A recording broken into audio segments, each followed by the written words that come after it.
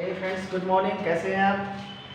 And आगे चलते हैं। आज question number 13, chapter 13, class 10 surface area and volume, exercise 13.1। इस चैप्टर को शुरू करने से पहले आपको जानना होगा कि इसमें कौन कौन से क्वेश्चन जो है वो एग्जाम के दृष्टिकोण से काफ़ी ज़्यादा इंपॉर्टेंस है। तो जो इम्पोर्टेंस क्वेश्चन रहेगा मैं उसी क्वेश्चन को आज डील करने जा रहा हूँ। And I hope and I support कि आप लोग मेरा सपोर्ट करो। और इस क्वेश्चंस को बनाने से पहले एक बात तो आपको हमेशा से ही दिमाग में रखनी होगी, वो ये है कि एनसीईआरटी मैथ्स की जितने भी क्वेश्चंस हैं उसका मैं सिर्फ उसी का जवाब आपको दूंगा, उसी सवाल का सॉल्यूशन आपको इस वीडियो के माध्यम से आप तक पहुंचेगी, जिसके एग्जाम में आने की काफ़ी ज़्यादा चांसेज हैं।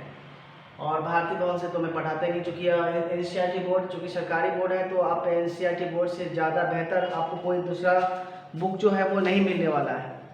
ठीक है। और दूसरी बात कि अगर आपको क्लास 10th में अच्छे नंबर की ज़रूरत है, अच्छे नंबर आपको चाहिए, तो प्लीज़ इस वीडियो को आप पॉज ना करें, आप वीडियो को देखें एंड सब्सक्राइब भी साथ ही साथ करें। और आपको physics, chemistry, math, bio, Hindi, English, अगर ये सभी चीज़ का नोट्स, आपको सभी विषयों का नोट्स चाहिए तो आप मुझे कमेंट जरूर करें और ज़्यादा से ज़्यादा लोगों के बीच इस वीडियो को फैलाएं ताकि उन तक ये मेरी बात पहुंच पाए। ठीक है। और इस वीडियो के माध्यम से जो भी क्वेश्चन जहां तक मेरे बस में होगा, मैं इस क्वेश्चन को बहुत डीप जा के आपको समझाऊंगा। जहां तक आपका माइंड उसको ऑब्जर्व नहीं करेगा, मैं वहां तक जाके इस वीडियो को काफी इस क्वेश्चंस को एक्सप्लेन करके इस वीडियो के माध्यम से बताना चाहता हूं। ठीक है। तो क्वेश्चन में बात करते हैं 4। ठीक है। क्वेश्चन नंबर 4 जो है आप ध्यान से देखेंगे, क्वेश्चन नंबर 4 है। ठीक है। और इसके बाद एक्सरसाइज 13.2 का भी आपको वीडियो जरूर बताया जाएगा और उसमें वही क्वेश्चंस बताए जाएंगे जो एग्जाम के दृष्टिकोण से काफी ज्यादा इंपॉर्टेंस है। ठीक है। तो चलिए अब शुरू करते हैं क्वेश्चन नंबर 4। क्वेश्चन नंबर 4 क्या कह रहा है जरा ध्यान से देखेंगे। क्वेश्चन नंबर 4 जो कह रहा है कि 7 सेंटीमीटर भुजा वाले, देखेंगे ये जो आप देख रहे हो वर्ग है, और वर्ग किस प्रकार का होता है? जो वर्ग होता है वो घनाकार होता है। ठीक है, घनाकार होता है। यानी कोई पूछे घन किसके आकार का होता है तो क्या बोलोगे? वर्ग के आकार का होता है। ठीक है। और यही 7 सेंटीमीटर वाले घनाकार ब्लॉक के ऊपर से एक अर्धगोला रखा हुआ है। देखो ये ध्यान से, ये अर्धगोला ऊपर से रखा गया, ये वाला, जिसको मैंने टूट लाइन से डिनोट किया। आप चाहो तो इसको फिक्स लाइन भी कर सकते हो, नहीं तो टूट लाइन भी कर सकते हो। तो ध्यान से देखो कि वर्ग की घन की जो भुजा है, किनारे की लंबाई कितने सेंटीमीटर है? 7 सेंटीमीटर है। तो ये भी 7 सेंटीमीटर, ये भी 7 सेंटीमीटर, तो ये भी 7 सेंटीमीटर होगा। और ध्यान से देखेंगे जब इस कोना से ये कोना की दूरी, देखो यहाँ अटैच किया हुआ है, इस सेंटर से सेंटर पे अटैच किया होगा, तो ये भी तो 7 सेंटीमीटर होगा।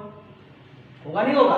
बिल्कुल होगा, क्योंकि ये 7 सेंटीमीटर है। तो घन का जो ब्लॉक जो दिया हुआ यहाँ से यहाँ तक, यानी इस केंद्र से इस लाइन तक क्रॉस कर रहा है, तो ये भी 7 सेंटीमीटर होगा।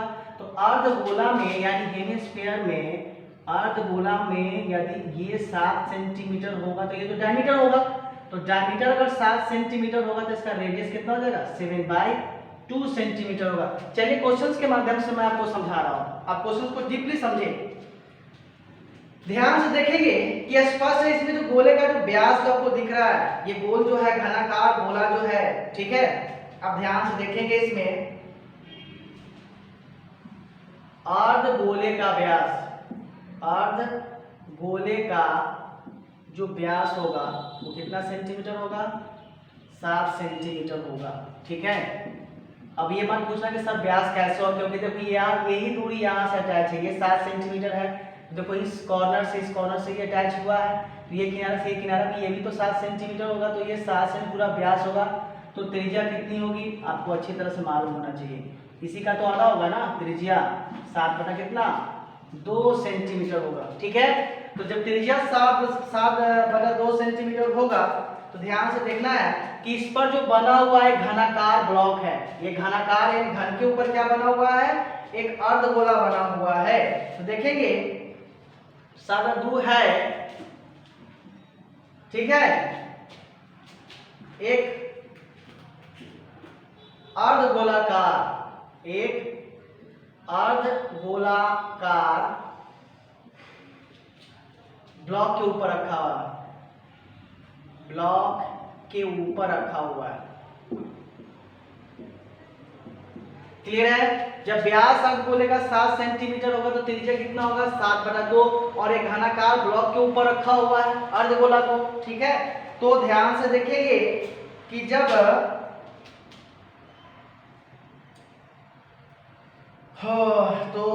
घन के किनारे की लंबाई और 7-7 सेंटीमीटर है तो इसलिए यदि घन के किनारे की लंबाई कितनी है, यहां लिख लो पहले, चूंकि घन के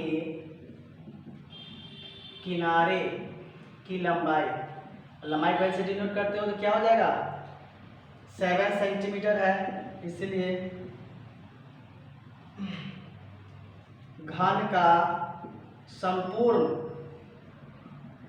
पृष्ठीय क्षेत्रफल क्या होगा, संपूर्ण पृष्ठीय क्षेत्रफल 6 इंटू एल स्क्वायर, तो 6 और एल कितना है 7 का स्क्वायर, कितना हो जाएगा 6 इंटू 7 का 49 और 49 को मल्टीप्लाई करोगे कितना आ जाएगा आपके पास, टोटल आ जाएगा 294 सेंटीमीटर स्क्वायर। ठीक है, ये आया आपका क्या एरिया आया, घन का संपूर्ण पृष्ठीय क्षेत्रफल आपका है। ठीक है, अब बात करते हैं कि जिस पर लगा हुआ, देखो ध्यान से, पहले तो एक घन है, घन के ऊपर एक अर्धगोलाकार ब्लॉक बनाया गया है, इसमें इसका एरिया भी निकालना होगा, क्योंकि ये आधार जिस आधार पर बेस्ड है उसका भी एरिया निकालना होगा प्लस अर्धगोला का भी एरिया निकालना होगा। तो हमें पूरा टोटल क्या निकालना है कि इस प्रकार बने ठोस का पृष्ठीय क्षेत्रफल, तो डायरेक्ट निकालो, इस प्रकार बने ठोस का पृष्ठीय क्षेत्रफल क्या होगा, तो पहले आपको ये लिखना होगा जिसका मैंने अभी निकाला है, घन का संपूर्ण पृष्ठीय क्षेत्रफल और उसमें से माइनस, देखो क्या क्या दिया हुआ है, पहले तो अर्धगोला जिस आधार पर रखा हुआ है, ये ब्लॉक जिस आधार पर रखा हुआ उसका आधार का क्षेत्रफल, ठीक है, आधार का क्षेत्रफल और प्लस अब किसका क्षेत्रफल, अर्धगोला का क्षेत्रफल, ये वाला। ठीक है, ये जो 7 सेंटीमीटर था सो प्लस अर्धगोले का क्षेत्रफल।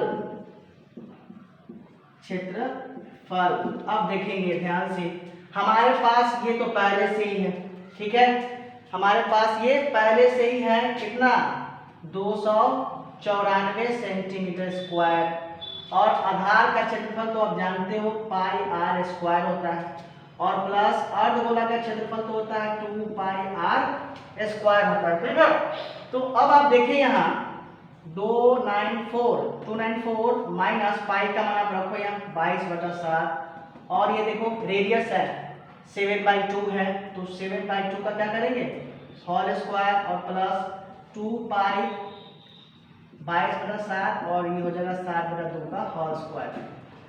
ठीक है, तो ये हो जाएगा 294 माइनस, देखो ध्यान से चेक करो, 7 से 7 कट जाएगा तो हमारे पास क्या बचेगा, 2 से इसको भी काट दो 11, तो हमारे पास देखो एक यहाँ 2 7 था तो एक साथ से एक साथ काट के एक साथ बच जाएगा और 2 से काट देंगे 22 11 11 7 77 हो जाएगा माइनस, देखो ध्यान से यहाँ भी 2 2 है तो एक 2 से एक 2 ये भी कट जाएगा और एक 7 से ये भी एक से 7 कट जाएगा, तो हमारे पास क्या बच जाएगा 22 × 7 यानी 154 किस चीज में प्लस में।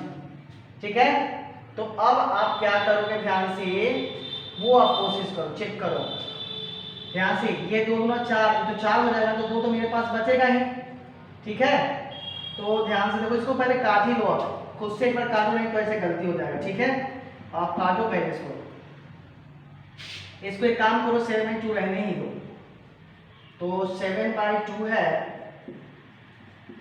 इंटू 7/2 कर लो इसको 2 बार, 2 दफा 7/2 कर चुके स्क्वायर है और ये तो 2 रहेगा ही रहेगा।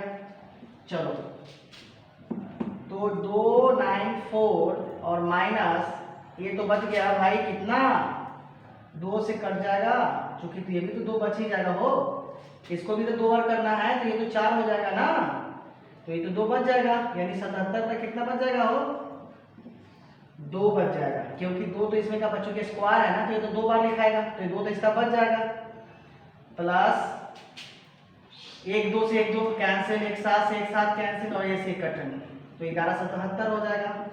ठीक है, इसका एलसीएम आप लेंगे, तो एलसीएम लेने के बाद आप खुद से कर सकते हो इसका, क्योंकि 1 2 का एलसीएम तो कितना होगा आपके पास 2 होगा। ठीक है, तो गुना करो, 4 दूना 8, 9 दूना 18, 2 दूना 4 1 5, 588 माइनस 77 और प्लस 77 दूना 154। ठीक है, अब देखो जोड़ो, ये वाला और ये वाला जुड़ जाएगा, तो 8 और 4 12, 5 और 8 13 1 14, 2 को 5 7 742 और माइनस 77। ठीक है, बटा 2। अब एक काम करो, 742 में 77 को माइनस करो, 2 से डिवाइड कर दो, जो भी आएगा आपका वो आंसर आ जाएगा। आई होप आप यहाँ तक समझ गए होंगे। आपको करना क्या है कि 742 में से 77 को माइनस करके 2 से डिवाइड कर देना है,